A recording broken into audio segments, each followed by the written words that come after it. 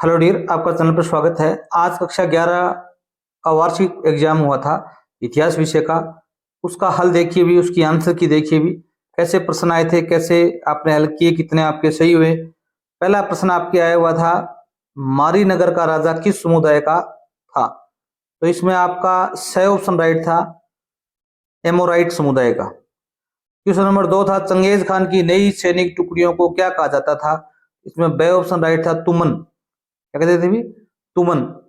हमारे चैनल पर सभी पेपरों के हल उपलब्ध है, अगर आप देखना चाहते हैं तो सब्सक्राइब कर लीजिए। लॉर्ड द्वारा नाइट को दिया गया भूमि का एक भाग कहलाता था फिप। बे ऑप्शन राइट था आपका।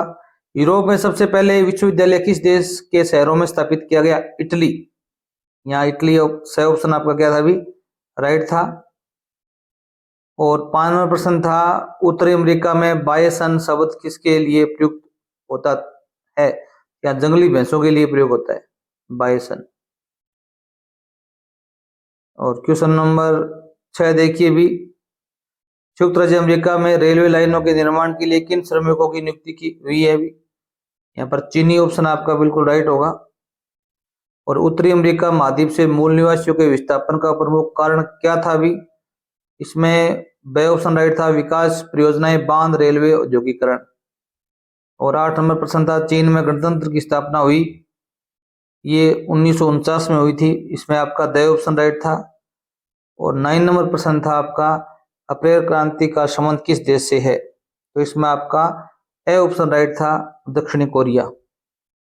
और जापान में मेजी पुनर्स्थापना हुई थी 1867 और 68 में। इसमें बे ऑप्शन राइट था। क्वेश्चन नंबर 2 है, रिक्त स्थानों की पूर्ति कीजिए। इसका अध्ययन हम अलग पीडीएफ में अध्ययन करते हैं। देखो भी क्वेश्चन नंबर 2 का पहला देखो भी, मेसोपोटामिया का सबसे प्रसिद्ध साहित्य क्या था? साहित्य कौन सा था? भी गिलगामेश का महाकाव्य है, गिलगामेश। इसमें आपका ऑप्शन राइट था। क्वेश्चन नंबर 2 था, मेसोपोटामिया में जो पहली पट्टिकाएं लिखी गई वे लगभग कब की थी? 3200 ईसा पूर्व की थी। 3200 ईसा पूर्व की थी। सम्राट थियोडोसिस प्रथम ने ईसाई धर्म को रोमन साम्राज्य का आधिकारिक धर्म बनाया था। ये आप खालिस्तान में पढ़ना था, थियोडोसियस प्रथम। यूनान और रोमनवासियों की पारंपरिक धार्मिक संस्कृति इस प्रति भी बहुदेववादी थी। वो अलग बहुत से देवताओं को मानने वाले थे, बहुदेववादी। और ऑस्ट्रेलिया के मूल निवासियों के लिए मुख्य से शब्द का प्रयोग किया जाता था भी एबोरिजिनल या आदिवासी। ठीक है, यहाँ रिक्शा में बढ़ना था आपको, एबोरिजिनल या आदिवासी। 1840 में संयुक्त राज्य अमेरिका में सोने के कुछ चिन्ह मिले, जिसने किसको जन्म दिया था? भी कैलिफोर्निया गोल्ड रश को जन्म दिया था, कैलिफोर्निया गोल्ड रश को जन्म दिया था।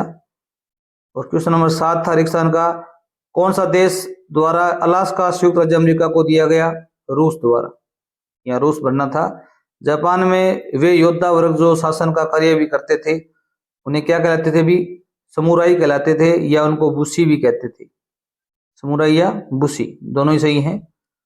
आगे देखो भी, अति लोकात्मक प्रश्न में 3वां प्रश्न आया हुआ था आपका, बाइबल में वर्णित जल प्रलय की कथा में ईश्वर ने पृथ्वी पर जीवन को सुरक्षित रखने के लिए किस व्यक्ति को चुना था? भी इसमें बाइबल के अनुसार जल प्रलय में पृथ्वी पर जीवन को सुरक्षित रखने के लिए ईश्वर ने नूह नामक एक धर्मी और आज्ञाकारी व्यक्ति को चुना था।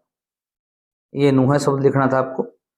चंगेज खान ने अपने पुत्र आगेदेई खान को कौन सी उपाधि दी थी? भी चंगेज खान ने अपने तीसरे पुत्र आगेदेई खान को अपना उत्तराधिकारी घोषित करते हुए उन्हें मंगोल साम्राज्य का दूसरा महान खान या खगन की उपाधि से सम्मानित किया था।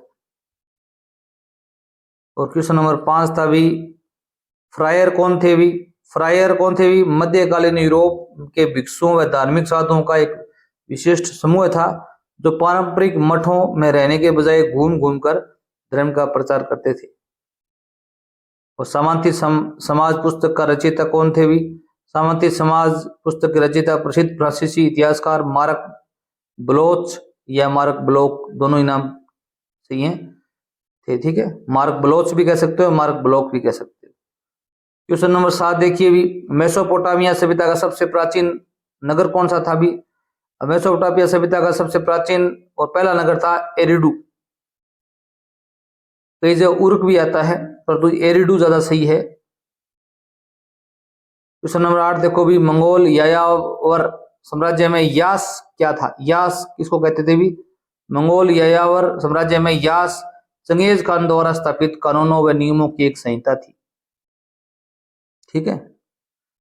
ये लिख कर अगर आप आए हो तो आपका उत्तर सही है। क्वेश्चन नंबर 9 देखो भी, नेटिव मूल बासिंदा से आप क्या समझते हैं?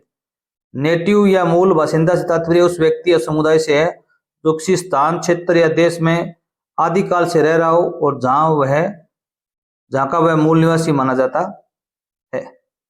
क्वेश्चन नंबर 10 देखो भी, 1974 ईस्वी से ऑस्ट्रेलिया की राजकीय नीति क्या रही है? 1974 से ऑस्ट्रेलिया की राजकीय नीति क्या रही है भी?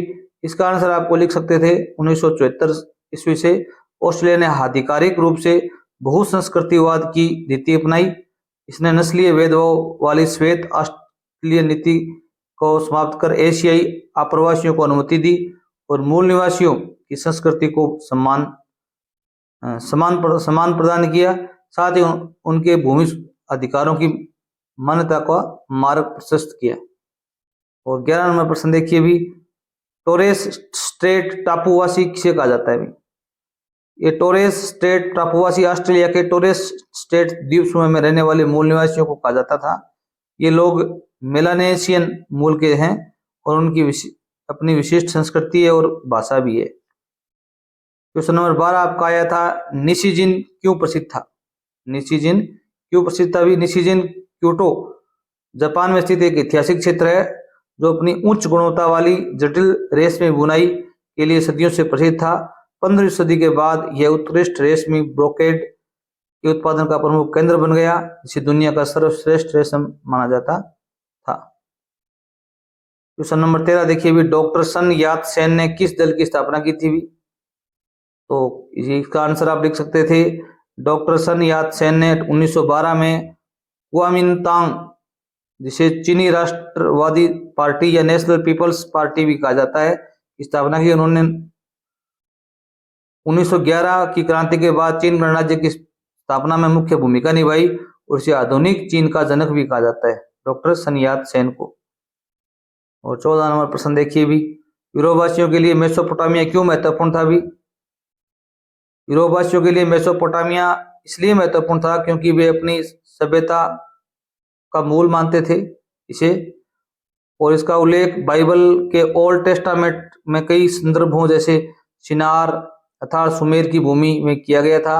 यह क्षेत्र मानव सभ्यता के शुरुआती विकास, पहिया, लेखन, कृषि, समृद्ध इतिहास और प्राचीन सांस्कृतिक विरासत से जुड़ा था, जिसके कारण यूरोपीय विद्वानों और यात्रियों को इस क्षेत्र में गहरी रुचि थी। क्वेश्चन नंबर 15 देखिए भी, मेसोपोटामिया के शहरीकरण में मंदिर नगरों का महत्व स्पष्ट कीजिए। मेसोपोटामिया के मंदिर नगरों के महत्व के प्रमुख बिंदु आप पहले बता सकते थे। धार्मिक और सामुदायिक केंद्र थे, मंदिर है वो धर्म के और समुदाय के केंद्र थे। शुरुआती मंदिर एरिडू निवासियों के लिए आस्था और सामाजिक एकीकरण के स्थल थे। उन्हें देवताओं का घर माना जाता था और लोग अपने कृषि उत्पाद पशु उन्हें अर्पित करते थे। 2 नंबर इनका महत्व था, आर्थिक गतिविधि का केंद्र थे। मंदिर उत्पादन, प्रसंस्करण, कुम्हार का चाक और वितरण के मुख्य प्रमुख केंद्र थे। वे कृषि उत्पादों का संग्रह करते थे, उन्हें स्टोर करते थे और जरूरतमंदों में बांटते थे। प्रशासन व प्रबंधन मंदिर पुजारियों और बाद में शासकों द्वारा प्रबंधित होते थे, जिन्होंने श्रम व संसाधनों को व्यवस्थित किया। उन्होंने सामुदायिक शासन और कानून व्यवस्था की नींव रखी। तकनीकी विकास व लेखन में उनकी उपयोगिता थी। शहरी नियोजन व रोजगार में उनकी उपयोगिता थी। क्वेश्चन नंबर 16 देखो भी, मारीनगर एक अत्यंत महत्वपूर्ण व्यापारिक केंद्र था, विवेचना करनी थी आपको। इन बिंदुओं के आधार पर विवेचना कर सकते थे। भौगोलिक स्थिति और परिवहन, मारी फराद नदी के मुहाने पर स्थित था, जिससे नावों के माध्यम से तांबा, रांगा, तेल, मदिरा, लकड़ी, कीमती वस्तुओं का उत्तर व दक्षिण के बीच आसानी से व्यापार होता था। 2 नंबर था सामरिक व्यापारिक केंद्र। यह दक्षिणी मेसोपोटामिया के नगरों जैसे उर और उरक और भूमध्य सागर के बीच एक महत्वपूर्ण कड़ी था। यहाँ से होकर तुर्की, सीरिया और लेबनान के ऊंचे इलाकों के लिए माल ले जाया जाता था। व्यापार पर कर। मारी के शासक व्यापार मार्गों पर कड़ा नियंत्रण रखते थे। जलपोतों के माध्यम से आने वाले माल पर राजकीय अधिकारी 10% कर वसूलते थे, जिससे शहर की समृद्धि बढ़ी। व्यापारिक वस्तुएं मुख्य रूप से लकड़ी, तांबा, रांगा, तेल व शराब का व्यापार होता था। खुदाई में साइप्रस से तांबा आने के साक्ष्य मिले और पुरातत्व साक्ष्य के बारे में आप बता सकते थे। क्वेश्चन नंबर 17 आया था चीन की महान दीवार का निर्माण क्यों किया गया। अभी ये प्रश्न पीछे भी आ चुका है। चीन की महान दीवार का निर्माण मुख्य रूप से उत्तरी खानाबदोश जनजातियां, विशेषकर मंगोलों और हुनों के आक्रमणों से चीनी साम्राज्य की रक्षा करने की और सीमा सुरक्षा मजबूत करने, सिल्क रोड के व्यापार को लुटेरों से सुरक्षित रखने के लिए किया गया था। यह एक सैन्य रक्षा प्रणाली थी जिसका निर्माण कई शताब्दियों 5वीं सदी ईसा पूर्व से 16वीं सदी तक चला। क्वेश्चन नंबर 18 देखो भी, मध्यकालीन युग में चर्च की सर्वोच्चता के क्या कारण थे। मध्यकालीन यूरोप लगभग 500 से 1500 ईस्वी में चर्च की सर्वोच्चता के मुख्य कारण धार्मिक विश्वास, अपार धन संपत्ति, सुव्यवस्थित संगठन, उस समय व्याप्त अशिक्षा थी। पोप को ईश्वर का प्रतिनिधि माना जाता था और चर्च के पास राजाओं को पदच्युत करने व बहिष्कार करने की शक्ति थी, जो चर्च को राजनीतिक रूप से भी सर्वोच्च बनाती थी। क्वेश्चन नंबर 19 देखो भी, धर्म सुधार आंदोलन के प्रमुख नेताओं के नाम बताने थे आपको। 16वीं शताब्दी के यूरोपीय धर्म सुधार आंदोलन के प्रमुख नेता व सुधारक मार्टिन लूथर जर्मनी के थे। जॉन कैल्विन फ्रांस व स्विट्जरलैंड के थे। उलरिच ज्विंगली स्विट्जरलैंड के थे। जॉन नॉक्स स्कॉटलैंड के थे। इन नेताओं ने रोमन कैथोलिक चर्च की भ्रष्ट प्रथाओं के खिलाफ आवाज उठाई और प्रोटेस्टवाद की नींव रखी, जिसने यूरोपीय समाज को गहरा प्रभावित किया। क्वेश्चन नंबर 20 देखिए भी, संयुक्त राज्य अमेरिका में रिजर्वेशन से क्या अभिप्राय है, स्पष्ट कीजिए। संयुक्त राज्य अमेरिका में रिजर्वेशन से तात्पर्य मुख्य रूप से इंडियन रिजर्वेशन से है, जो मूल निवासियों, मूल अमेरिकी जनजातियों के लिए सरकार द्वारा निर्धारित विशिष्ट भूमि क्षेत्र है। ये क्षेत्र जनजातीय संप्रभुता के तहत आते हैं, जहां आदिवासी स्वयं अपनी संस्कृति, शासन व्यवस्था को बनाए रखते हैं। यह भारत की आरक्षण प्रणाली से अलग भौगोलिक अलगाव की नीति है। क्वेश्चन नंबर 21 देखिए भी, ऑस्ट्रेलिया के संदर्भ में टेरा न्यूलियस का क्या तात्पर्य है। अभी इसमें आप लिख सकते थे, ऑस्ट्रेलिया के संदर्भ में टेरा न्यूलियस का अर्थ है किसी की भूमि नहीं या खाली भूमि। 18वीं शताब्दी के अंत में ब्रिटिश उपनिवेशवादियों ने इस लैटिन शब्द का उपयोग ऑस्ट्रेलिया की भूमि को कानूनी रूप से निर्जन और सभ्य लोगों से खाली मानकर उस पर दावा करने के लिए किया, जबकि वहां पहले से हजारों सालों से आदिवासी रह रहे थे। और क्वेश्चन नंबर 22 का आंसर देखो भी, मेजी पुनर्स्थापना के बाद जापान में किस प्रकार की नीति का पालन किया गया। अभी मेजी पुनर्स्थापना 1868 के बाद जापान में फुकोकू क्यूहेई, इसका अर्थ है समृद्ध देश, मजबूत सेना की नीति अपनाई गई। इसके तहत सामंतवाद खत्म कर केंद्रीकृत शासन, पश्चिमी तर्ज पर औद्योगिक विकास, अनिवार्य शिक्षा, आधुनिक सैन्य नौसेना का गठन किया गया, जिससे जापान एक प्रमुख वैश्विक शक्ति बना। क्वेश्चन नंबर 23 देखो भी, आधुनिक चीन के संस्थापक डॉक्टर सन यात सेन के प्रमुख सिद्धांत क्या थे। भी इसके सिद्धांत थे, पहला सिद्धांत लिख सकते थे वे आप राष्ट्रवाद। इसका उद्देश्य चीनी लोगों को एकजुट करना और विदेशी साम्राज्यवाद व मांचू किंग राजवंश शासन को समाप्त कर एक स्वतंत्र चीनी राष्ट्र की स्थापना करना था। 2 नंबर उनका सिद्धांत था लोकतंत्र। सन एक संविधान आधारित गणराज्य चाहते थे, जहां लोगों को राजनीतिक अधिकार प्राप्त हो, जनता द्वारा चुनी गई सरकार शासन करे, लोकप्रिय संप्रभुता के पक्षधर थे। जन कल्याण और आजीविका, यह सिद्धांत नागरिकों के लिए आर्थिक सुधार, भूमि का समान वितरण, जीवन स्तर को सुधारने पर केंद्रित था, ताकि आम लोगों की जरूरतों को पूरा किया जा सके। तो इस नंबर प्रश्न देखो भी, रोमन साम्राज्य में दासों की स्थिति कैसी थी, वर्णन कीजिए। रोमन साम्राज्य में दासता अर्थव्यवस्था और समाज का अभिन्न अंग थी, जहां दासों की को कानूनी रूप से संपत्ति माना जाता था। न कि स्वतंत्र व्यक्ति। उन्हें शारीरिक श्रम, कृषि, खानों में और घरेलू नौकरों के रूप में अमानवीय परिस्थितियों में काम करना पड़ता था। हालांकि उनकी स्थिति उनके कार्य के आधार पर भिन्न थी, तो शिक्षित होने पर बेहतर वह हो सकती थी, जैसे शिक्षक बन सकते थे, चिकित्सक बन सकते थे। रोमन साम्राज्य के आर्थिक जीवन के बारे में आप क्या जानते हैं भी? 25 नंबर प्रश्न आपका था। इसमें आप लिख सकते थे, रोमन साम्राज्य की अर्थव्यवस्था मुख्य रूप से कृषि, विस्तृत व्यापार नेटवर्क और दास श्रम पर आधारित थी। भूमध्य सागर व्यापार की मुख्य धुरी थी, जहाँ जैतून का तेल, शराब, अनाज के बड़े पैमाने पर आदान प्रदान होता था। सुव्यवस्थित मुद्रा प्रणाली, विकसित सड़क नेटवर्क, बड़े कृषि फार्म, विला कहते हैं जिसे, इसकी आर्थिक समृद्धि के मुख्य आधार थे, जो बाद में मुद्रास्फीति से प्रभावित हुए। जापान के आक्रामक राष्ट्रवाद पर टिप्पणी करनी आई थी, 26 नंबर प्रश्न था। 20वीं सदी के पूर्वार्ध में जापान का आक्रामक राष्ट्रवाद, अति राष्ट्रवाद, साम्राज्यवादी विस्तार, सैन्य तानाशाही, नस्लीय श्रेष्ठता की भावना पर आधारित था। इसने मंचूरिया, चीन पर आक्रमण और द्वितीय विश्व युद्ध में जापान की भागीदारी को बढ़ावा दिया।